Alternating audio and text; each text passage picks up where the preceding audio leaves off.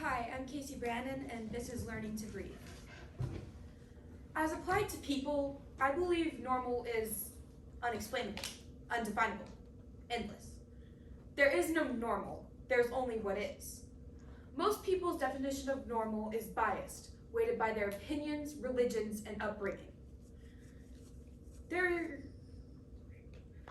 People affect your definition of normal. Life decides to bring those people to you, and you might decide to leave those people behind. But you can't completely let them go. Their ideas get embedded into your mind, and they won't leave. Their ideas root themselves deep into your memory and stick. Ideas about weight, height, race, hair color, sexual orientation, and many more. I will bring light to what normal is, how you can change your definition of it, and most importantly, how you can accept yourself. Some normalities in society are being European, pretty, popular, speaking the language of where you live, and many more. These norms are all a little absurd, but some serve a purpose. For example, not having a felony, holding doors for others, and treating others the way you want to be treated. On the other hand, some are in need of a revamp. As Sharon McCrum said, trying to act normal is the most unnatural behavior of all. This phenomenal quote highlights how conforming to someone else's normal causes you to seem unnatural and like you're acting, because you are. Imagine someone walks into an elevator, but doesn't turn around towards the door and just faces the back wall the whole time. What would you think? They're crazy. But is that necessarily true?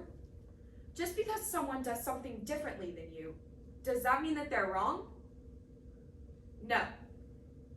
Everyone does their daily activities differently. How many of you in here drink coffee daily? How many of you drink it black? How many prefer a cat over a dog? Now look around. These are all things that you in the audience do differently. But what's wrong with preferring a dog over a cat or drinking coffee differently? These are just minor examples of things that you do different from the people in this auditorium with you. I can guarantee that all of you do at least 10 things differently every day. Shocking, I know. These things you do have no effect on the person sitting behind, in front of, next to, 6 feet away from you, or me. All these activities do are affect you.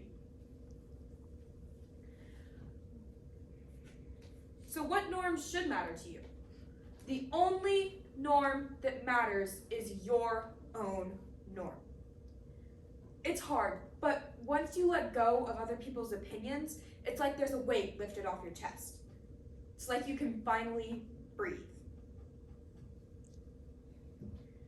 People's opinions weigh down your mind, body, self-esteem, and every aspect of your life. They make you change, but most times not for the better. These changes you make are based on other people's perception of normal, not yours. These changes you make will ultimately hurt you.